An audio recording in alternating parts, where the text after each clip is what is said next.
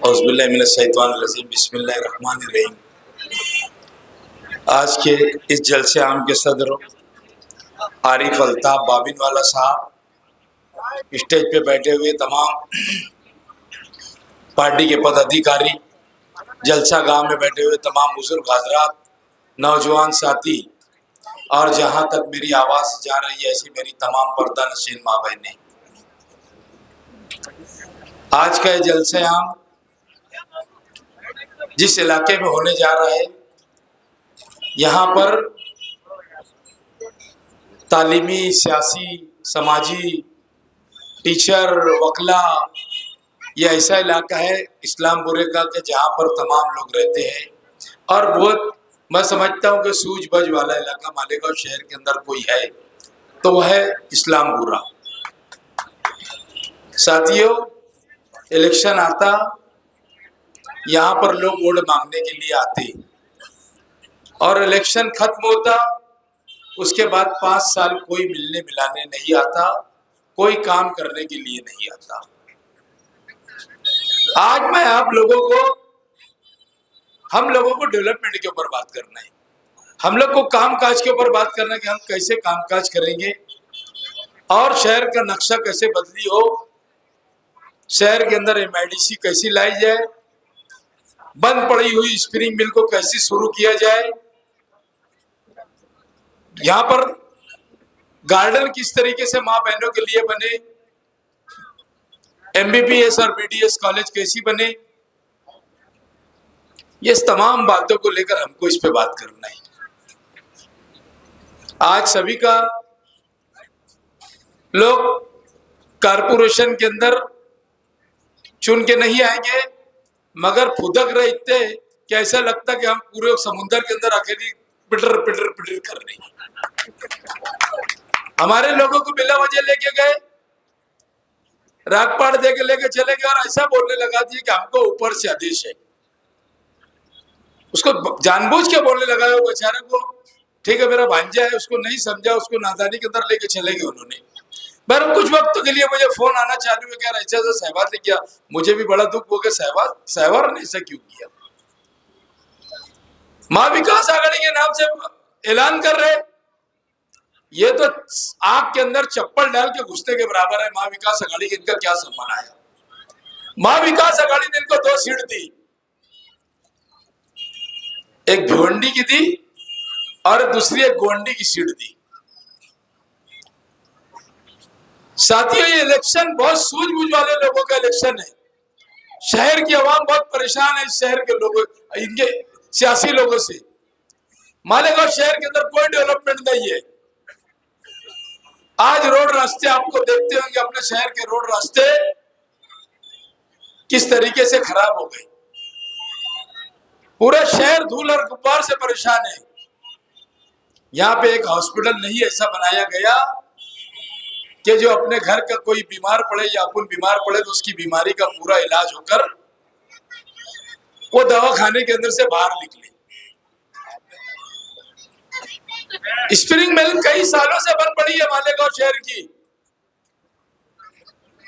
यहाँ के सनतकार लोगों का एक हिस्सा है स्पिनिंग मिल, मगर यहाँ के लीडरों ने कभी भी उसके ऊपर तवज्जो नहीं दी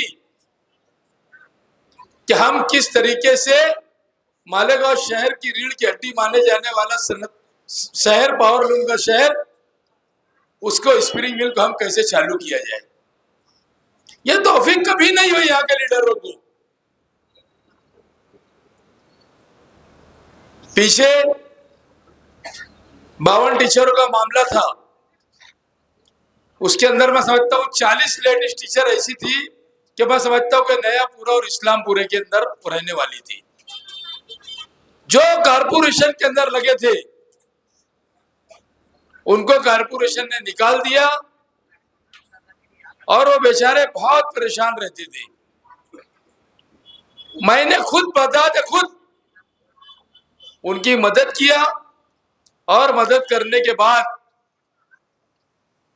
उन लोगों को ड्यूटी पे रुजू कराया, मगर सियासी जलन यहाँ पर बहुत है। एजाज बेग ने कराया, उस वक्त का असिस्टेंट कमिश्नर शिरीष पवार को बोल के, और वो बेचारे ड्यूटी के ऊपर रुजू हो गए। उनका वापस जो उनको ऑर्डर दिया गया था, वापस ऑर्डर ले लिया गया, और आज तक की वो बेटी अपने घर के अंदर बैठी हुई है। और ये काम शेख आसिफ साहब ने किया था, शिरीष पवार को बोल के, मैं नाम भी अधिकारी का बोल रहा हूं। इनको सियासी इतनी जलन है कि काम तो नहीं करते, और लोगों के काम में काली करने का काम इनको बड़ा अच्छा आता। अभी हमारे हजरत वाला बीमार है, अल्लाह उनको सेहत तंदुरुस्ती दे, और जामा मस्जिद के अंदर आके ताज्जुद की भी नमाज लोगों को पढ़ा, यही हमारी दुआ उनके लिए रहेंगी। उसके ऊपर भी राजकारण चालू कर दिए। अरे सब क्या जिंदगी के अंदर राजकारण ही है? अल्लाह ने उनको जिंदगी बख्शी है तो उनके लिए दुआ करना चाहिए, और उनको तो ये करना चाहिए कि अल्लाह ताला इनको जिंदगी दिया, उनको तो ख्वाब में हुजूर आए थे तो उन्होंने अभी से तौबा दिल्ला कर लेना था। इसकी निशानी है कि जो उनके साथ हुआ। सियासत चालू करती है, महल्ले महल्ले में जा रही है उनकी बहन, और बोलती दुआ करो मुफ्ती साहब के लिए कि बहुत बीमार है, बहुत ऐसा है, लोगों को रुला रहे। ये धंधे शुरू कर दिया अभी इन्होंने। अभी उनकी बहन रुला रही, अभी 1-2 दिन के अंदर देखा तायरा मैडम भी रोएंगी। अभी तुमको स्टेज पे दिखेगी रोती, 100% रोएंगे ये। इनका पहिया खसक रहा है शहर के अंदर, इनके पास कुछ है नहीं। इनका जो फुग्गा है ना, ये सिर्फ फूला फुग्गा है, और 23 तारीख को जब ये होगा तो आप लोग देखेंगे कि ये फुग्गा फूटे रहेगा, क्योंकि तामीर कुछ नहीं किए। 5 साल अम्मा अब्बा मेयर थे, पूरे शहर को वाट लगा दिए इन्होंने। बताओ शहर की तरक्की क्या हुई? हमारी माँ बहनों के लिए गार्डन कहाँ बना अच्छा, हमारे लिए रोड रास्ते कहाँ बने अच्छे, कालीन फैक्ट्री लाने का बोले थे वो कहाँ लाई गई? माँ बहनों को बोले थे क्या हम लोग कालीन फैक्ट्री लाएंगे और आपको प्लास्टिक कारखाने से निजात दिलाएंगे। ये जो वार्ड के अंदर जाते वहां पे 10-20 लोग जमा हुए, जब फौरन बिरादरी की बात करते और बोलते तुम्हारा जमात खाना हम बना के दे देंगे। यही बात होती, दूसरी इनसे बात होती नहीं। अभी इन्होंने कोयनो टाकिस के पीछे पूरी खरीदी कर लिए। आज मैं वहां पर दौरा था मेरा, वहां के लोग, एक बूढ़ी बाई तो रो रो के मुझको बोल रही थी कि बेटा हमारे को बचा लो, ये आके दादागिरी कर रहे, बोलते घर खाली करो, हमने जगह खरीद ली। तो क्या ऐसे लोगों को ये मालेगांव शहर के लोग इख्तियार देंगे क्या? ऐसे लोगों को इख्तियार में रहने का हक नहीं है। अगर तुम लोगों को जुल्म से बचना है,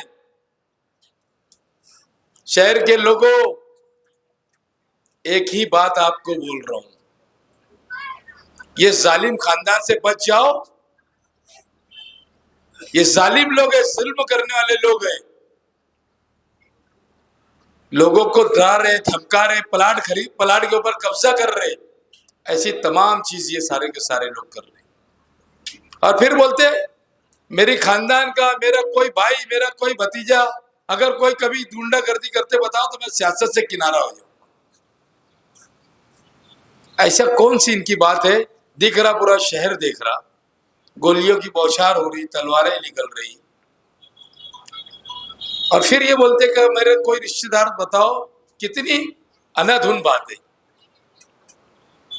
और हमारे साइकिल वाले बाई खड़ी, हमारी बाई का हैंडल तो किसकी और के हाथ में है, वो हैंडल जिधर घुमा रहे उधर घूम रहा। कभी 5 साल वार्ड के अंदर चुन के गए तो आए नहीं। आए क्या बताओ इस्लामपुर के लोगों? और असेंबली लड़ने की बात करते। इनकी जो पार्टी है, ये लोग जो है तो रोटी को मांडा करते। क्या करते? रोटी को मांडा करके बताते शहर के अंदर, इतना उरूज बताते कि लोग बोलेंगे क्या रियाज का तो बहुत अच्छा है। बाकी मालेगांव शहर की आवाम अच्छी से सब समझ चुकी है कि इन लोगों के प्रोपगंडे में नहीं आने का।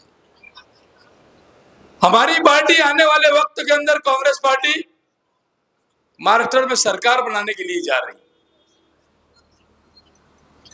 सरकार का नुमाइंदा अगर आपको चाहिए, आपको शहर के अंदर काम करना है, तो आप एक डेवलपमेंट करने वाले बंदे को आप चुन कर देंगे। मैं तुम्हारे घर के ऊपर आके तुम्हारा काम करने वाला कार्यकर्ता हूं, वर्कर हूं। मैं जमीन से नीचे से ऊपर आया। मेरे वालिद कोई सियासी नहीं थे, मेरे घर के अंदर सियासी कोई आदमी नहीं था, मगर अल्लाह के फजल करम से, आप लोगों की दुआ से, कि मालेगांव शहर के अंदर जब जब आफत आती तो एजाज बेग हमेशा शहर के लिए खड़े रहता।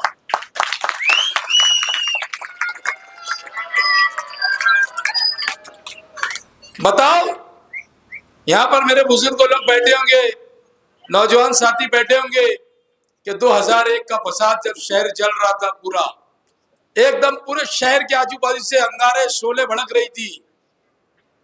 कौन था शहर के अंदर बचाने के लिए सब लोगों को लाने वाला? शहर के अंदर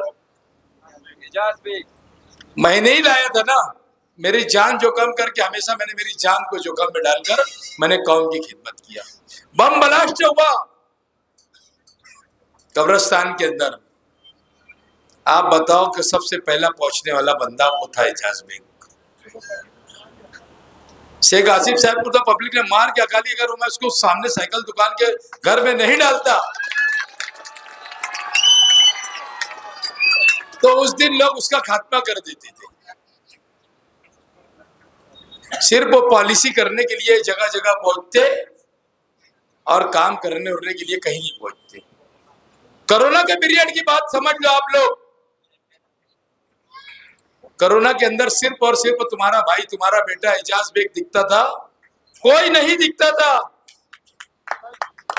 मैं 15-15 घंटे कोरोना के अंदर काम करता था। लोग रोते थे, चिल्लाते थे, चिकार करते थे। जब किसी के घर के पास एक पुलिस आती थी क्वारंटाइन के लिए ले जाने के लिए, तो पूरा मोहल्ले के लोग ऐसा छुप के देखते थे, अरे बाप रे पुलिस आ गई। ऐसी खतरनाक उस वक्त के माहौल था। मैंने हर जगह जा जाके जीवन हॉस्पिटल में गया। वहां पे जो चावल दिया जाता था, वहां पे जो अनाज दिया जाता था, जो भी दिया जाता था, उसके अंदर कीड़े निकले। उस टाइम भी मैंने ही पर्दाफाश किया कि ये गलत अनाज दिया जा रहा है लोगों को। 12 नवंबर में क्या हुआ, इस्लामपुरे के लोगों को मालूम अच्छी तरीके से कि एक मंसूबा बंद तरीके से फसाद कराना चाहते थे शेख आसिफ साहब। मैं नाम लेके बोलता, इनमें हिम्मत होगी तो मुझे कोर्ट नोटिस देना इन्होंने, और उसका जवाब मैं दूंगा।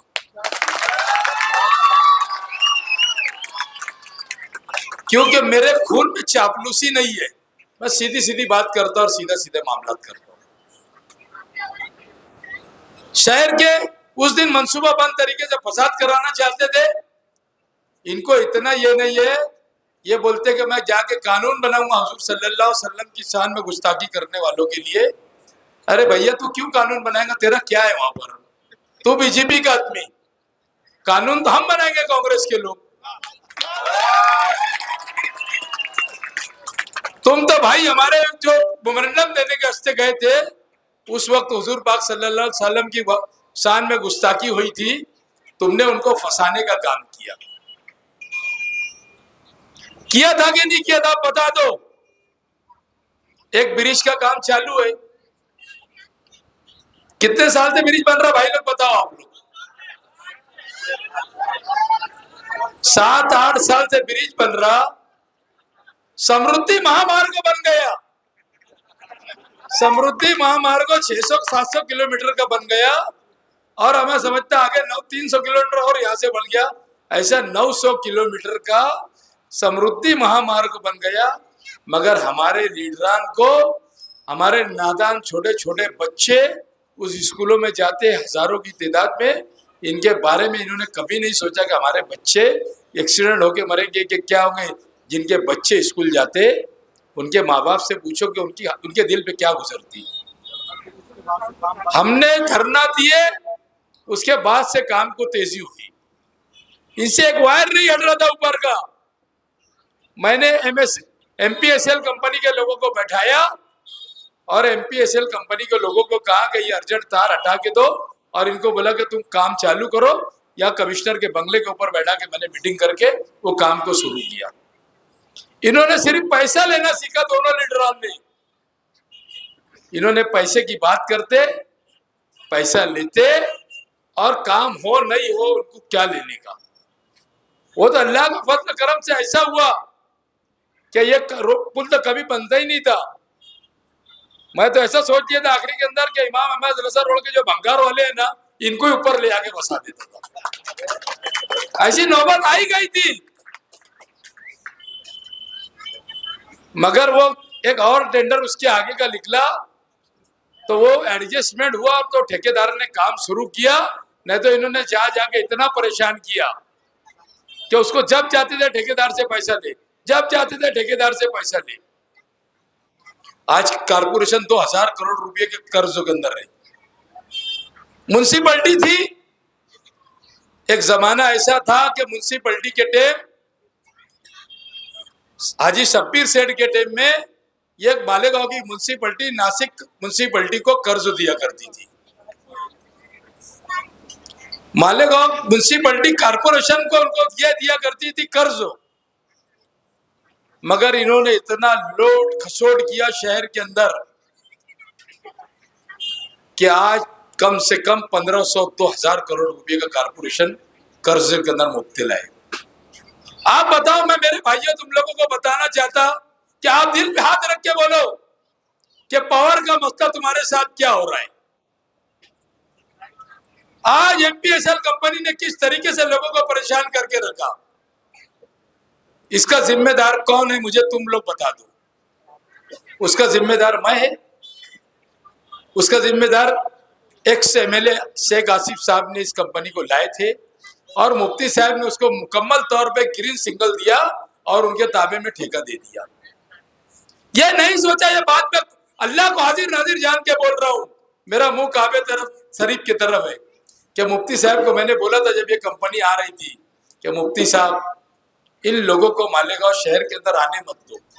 अगर ये आ गए तो भिवंडी के अंदर जिस तरीके से किलो से पावर लूम बिकता है, उस तरीके से मालेगांव शहर के भी पावर लूम किलो से बिक जाएंगे। मगर पैसा ऐसी चीज है कि अच्छे अच्छे का वजू तोड़ डालती। उन्होंने भी अपना वजू तोड़ा, आज तक के शहर के लोग परेशान हैं। हमेशा मैं मालेगांव शहर के लोगों की लड़ाई, पावर की लड़ाई कोई लड़ता है तो एक एजाज बेग अकेला लड़ाई लड़ता है। आप जब वोट देने जाएंगे, अल्लाह की कसम आप बिल को हाथ में लेकर देख लेना एक दिन कि कल मेरा बिल कितना आया था और आज कितना आएगा। कांग्रेस सरकार ने 5 गारंटी दी है आप लोगों को। मेरी माँ बहनें सुन रही होंगी, खास तौर पे आप अपना नुकसान मत करना। आप लोगों को हर महीना 3000 रुपया सरकार बनने के ऊपर, एक घर के अंदर अगर 4 महिलाएं हैं, 4 माँ बहनें हैं, तो 12000 रुपया आपको महीने का मिलेगा। 3 है तो 9000 रुपया मिलेगा, 2 है तो 6000 रुपया महीना मिलेगा। आपको गैस सिलेंडर 500 रुपये में मिलेगा। हमारे नौजवानों के लिए जो बेरोजगार है, सरकार ने बोल दी कि 5000 रुपया हर महीना नौजवान जो बेरोजगार रहेंगे, हम नौजवानों को 5000 रुपया देंगे। सरकारी बस फ्री कर दी सरकार ने, माँ बहनों के लिए सरकारी बस फ्री रहेगी। जहां आप जाएंगे आपको 1 रुपया किराया नहीं लगेगा। 100 यूनिट बिजली आपको फ्री मिलेंगी। आप लोगों को, मेरी माँ बहनों, खास तौर पे आदमी 200-500 रुपए में कहीं भी बैठ के बीत जाता, आप लोग घर में रहती। मेरी पर्दा नशीन माँ बहने, और खास तौर पे ये इस्लामपुरे के अंदर मैं जहां तकरीर कर रहा हूं, यहाँ सूझबूझ वालों का इलाका है। अल्लाह ने यहाँ पर हर चीज का ये दिया है, वकील है, डॉक्टर है, टीचर है, हर चीज का कारोबारी लोग है। आज 11 बजे के बाद कारोबार करने वालों को पुलिस परेशान करती। मैं आप लोगों को यकीन दिलाता, कारोबार करने वालों को, कि आपने मुझे चुन के दिया तो मैं ये कायदे को बदली करके रात को 1 बजे तक के कानून बना के दूंगा, कानून बना के दूंगा। और तुम्हारी रोटी रोजी के जरिए, आप लोगों को रोटी रोजी का जो जरिया है, मुकम्मल तापुस देने की जिम्मेदारी मैं लूंगा। कोई बोलता नहीं, 11 बजे के बाद पुलिस आती और बुरी बुरी गालियां देती, मारती। आज तक के लीडर ने बोला क्या तुम बताओ। हमारे अमन चौक के अंदर एक बच्चे को पुलिस ने मार दी थी। मेरे ऊपर 353 का केस बना था 2 साल पहले, आप लोग को मालूम होगा। दादागिरी तो किसकी नहीं चलेगी, चाहे वो पुलिस हो चाहे गुंडे हो। हम कानून की पासदारी करते, बात अलग है, मगर उसने जिस तरीके से मारा था बच्चे को, उसी तरीके से एजाज बेग ने भी उसको वैसे ही मारा था जैसे उसने किया था। बताओ इनमें हिम्मत है क्या? ये तो हवलदार को साहब बोलने वाले लोग हैं। अल्लाह ने हमको सब कुछ दिया, हमारा कोई धंधा नहीं है, मेरा शौक है। वो दिया है कि एजाज बेग तुम लोग शौक से जलाना, कभी भी जो फैसला है अल्लाह को मंजूर रहेगा, मगर तुमको जब भी जरूरत पड़ेगी शहर के लोगों, तुम्हारे ऊपर जब आफत आएंगी, जब कोई भी मुसीबत आएगी, जब कोई वक्त पड़ेगा, तो ये शहर ने मुझको याद करना। मुझे कोई सिक्योरिटी नहीं लगती, मुझे लगती है मोटरसाइकिल, फट से पहुंच जाता है जहां तुम्हारा भाई, 5-10 मिनट के अंदर फट से पहुंचता है तुम्हारा भाई, तुम्हारा बेटा। हमको सिक्योरिटी की जरूरत नहीं। रात को अल्लाह के फजल करम से 3 बजे तक भी घूमता, 2 बजे तक के भी घूमता, और सुबह उठ के लोगों का काम भी करता। मैं समझता हूं कि बस 2 मिनट हर बाकी है, आखिरी मेरी तकरीर है। मैं यहाँ के लोगों से अपील करूंगा कि मेरी माँ बहने, मेरे भाई लोग, बुजुर्ग हजरात, आज जलसा गांव के अंदर बैठे हुए तमाम नौजवान साथी, आप लोगों को 20 तारीख को 1 नंबर का बटन पंजे का दबाना है और एजाज बेग को चुन के लाना है। ये जो फुग्गा दिख रहा ना, ये फुग्गा नहीं रहेगा। मैं 60,000 लोगों के घर तक के पहुंच चुका आज तक के, अल्लाह के फजल करम से मैं हाउस टू हाउस जाता। आज भी इस्लामपुरे का दौरा किया, 2 गली बाकी रही। जो मोहब्बत मुझे प्यार दे रहे शहर के लोग, मुझे मालूम है कि मुझे ये वोट में तब्दील होगा और 23 तारीख का वो जो दिन रहेगा, मैं इंशाअल्लाह ताला इस शहर का एमएलए बन के आपकी नुमाइंदगी करूंगा। शुक्रिया, जय हिंद, अस्सलाम वालेकुम।